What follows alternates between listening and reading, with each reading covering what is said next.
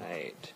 A proclamation of the Pierce County Council and Executive designating November 3rd, 2025 as Pierce County Chinese Expulsion Remembrance Day in Pierce County, Washington. Whereas Chinese immigrants began arriving in the United States in significant numbers in the 1850s, primarily from the southern provinces of China, fleeing widespread war, persecution, and famine that claimed the lives of millions. And whereas American business leaders actively recruited Chinese laborers to work in mines and other critical industries, and relied heavily on their labor to build the transcontinental railroads. And whereas, though initially praised for their diligence and work ethic, Chinese workers became the targets of growing resentment and hostility as the railroads neared completion and economic competition increased.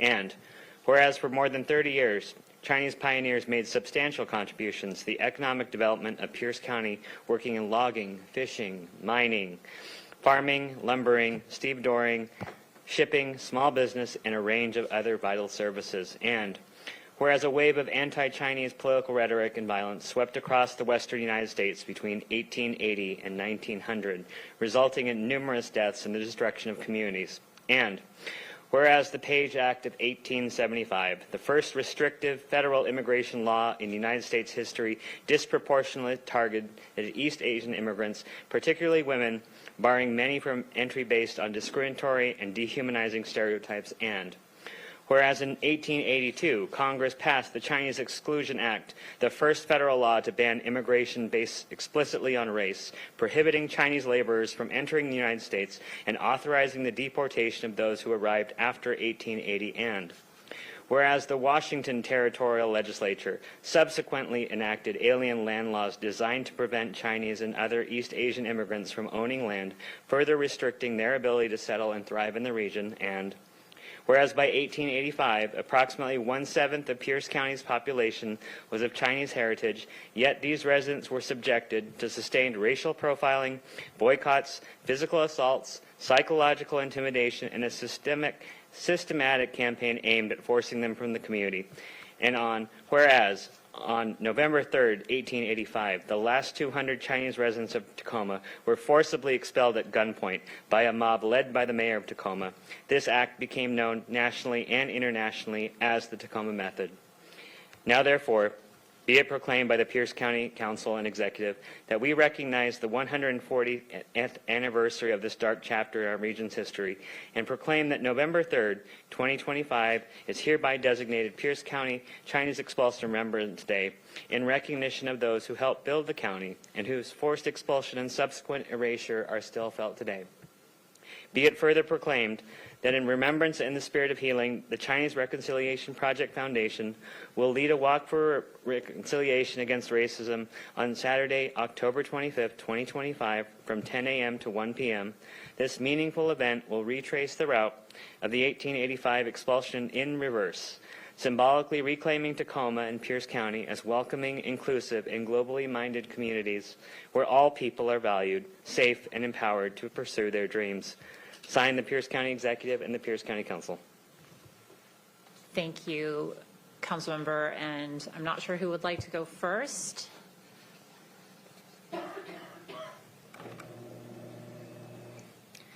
Well, this isn't like my ninth grade science class, I have to be quite frank with you, although there's still the same now Chair Member Hitchin that is addressing me, and I feel quite honored. I would have never, ever in a million years expected to be here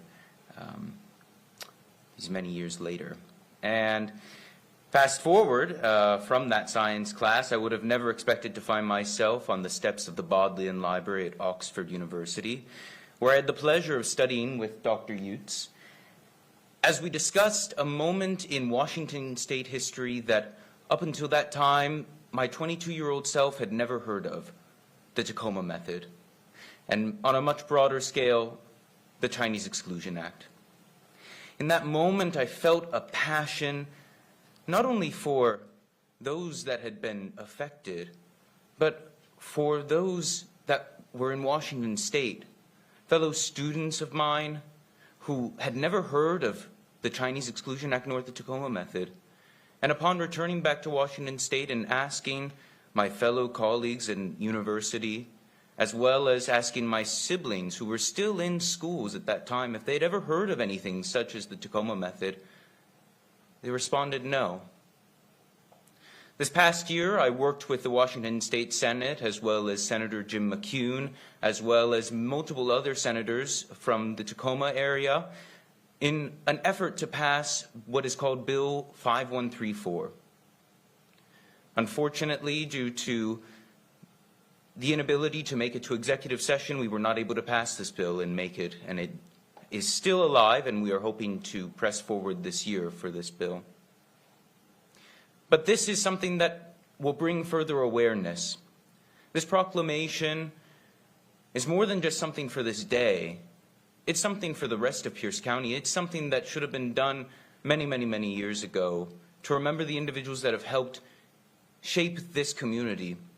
Being that Tacoma is the only major West Coast city without a Chinatown, I constantly look for ways to bring that spirit back.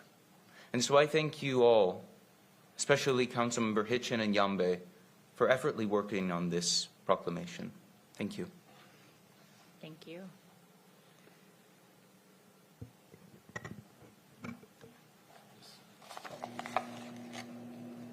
Thank you. So you got her get her a box. Myself, like Gavin, I had never heard about this piece of history until several years I moved to Tacoma, and it was shocking to me. And when the city asked me if we want to serve on a committee to work on this piece of history, how we can reconcile, and that's why I started working on it since 1992. Today, I'm here on behalf of Chinese Reconciliation Project Foundation to thank our county council members for recognize this piece of history and passing the proclamation declaring November 3rd as Pierce County Chinese Expulsion Remembrance Day. This recognition is a meaningful step toward acknowledging our shared history and reaffirming Pierce County commitment to reconciliation and inclusivity. I especially want to thank Pierce County Council's Chair, Jenny Hitchens, for your guidance throughout this process and your support getting the proclamation on the agenda. And to Council Member Brian Yambe for his elegant revision of the proclamation. It was really heartwarming to recognize and understand this piece of history so deeply. And as one member of Chinese community, that really brought tears to my eyes. Finally, I would like to thank both Gavin Rickpa and Dr. Gray Hughes for their leadership in drafting and submitting this initial proclamation to Pierce County Council.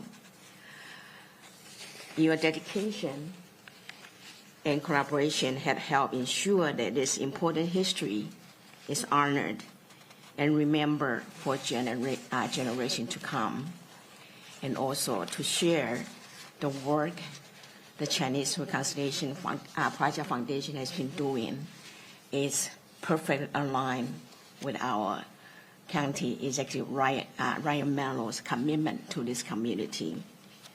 Forward together, building communities that feel safe, welcoming, and connected. And I want to thank you, every one of you, for recognizing that and grant us the proclamation. And I also want to share with you this piece of history. Even though it's not popular, well known in our region, but it's well documented on the wall of Immigration Museum on Ellis Island, New York.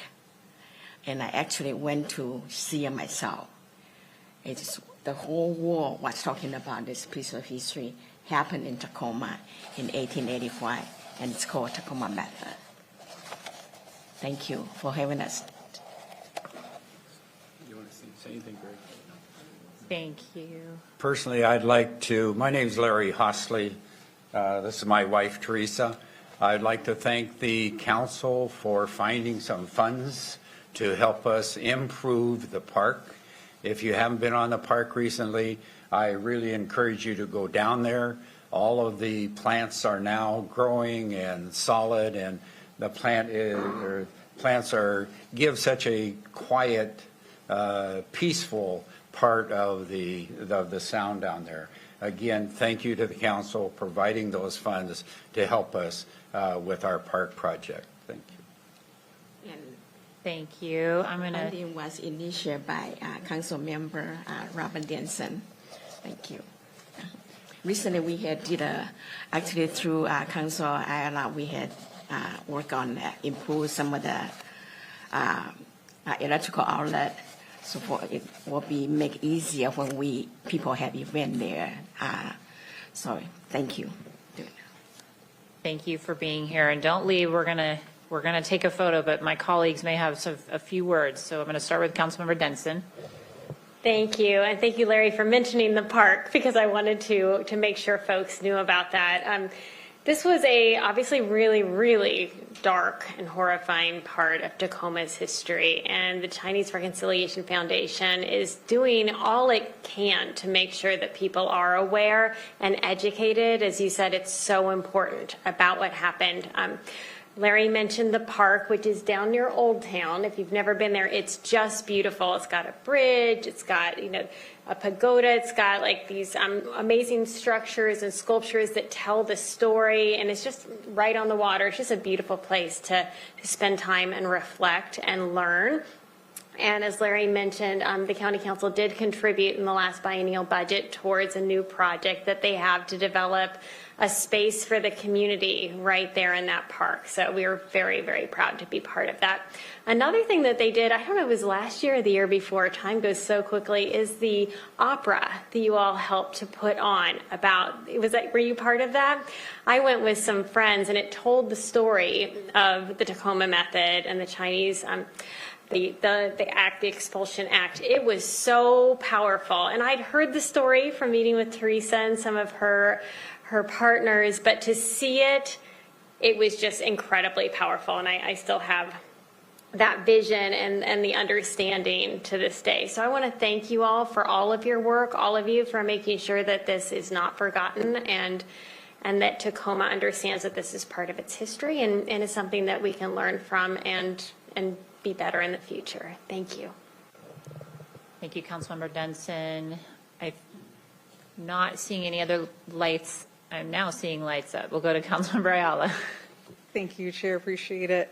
Not much more to add from Councilmember Denson. I think I really want to stress the importance of recognizing our history and facing our history, because it is often that certain curriculum gets taken out of that learning process for our young folks. And so as people grow older, they don't know about these things, and they have to go out of their way to learn about these things. So it's very important that we talk about every aspect of our history as we grow and learn, and hopefully get to a point where we can reflect and sometimes celebrate that things are a bit better, or that our community is a bit stronger along the way.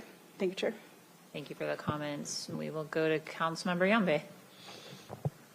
Thank you, Madam Chair. I'll just keep it brief. As a kid, being from a different Asian American community, you are sensitive sometimes to the environments and the places that you grow up. And so I remember when I was I was born in Hilltop on Tacoma, and every time we would visit Tacoma, there was kind of a weird energy. I can't describe it, but it didn't have, a Chinatown, which is significant, especially being a West Coast city. But then as you grow up, you recognize that places have as much emotion and they have as much, I don't want to get metaphysical, but it feels sometimes that there's unfinished business, or communities have, there's some characteristics that you feel it, and Tacoma always felt a little lacking in that feeling. And so, growing up, you wondered, hey, why isn't there a Chinatown here? Why isn't community here? And so then you do the deeper dives in history, and many of our communities were here at one point, and then they weren't the next, overnight, pretty much. And going to the Reconciliation Park as an adult and walking along the waterfront and seeing those displays and the silhouettes of, community being led, down this little waterway, and you think about it, and you feel more whole when you walk there. You have a weird feeling that, hey, that something that was missing is back. And so, looking at the history, the many parallels to what could easily or is happening, once again, are very stark. And this is a community that was integral in building the country. The railroad, people forget, connected one side of the country to another and helped, huge amounts of people move, huge amounts of goods. It enabled us to move things fast, get messages fast, get populations across the entire country. And that was huge. And then they were used in labor. And then at the end, it was like, oh, well, you've done your duty, get out. And so, lessons like this and the Tacoma Method are failures of political leadership. They're examples on how even good people can give in to hysteria and do bad things.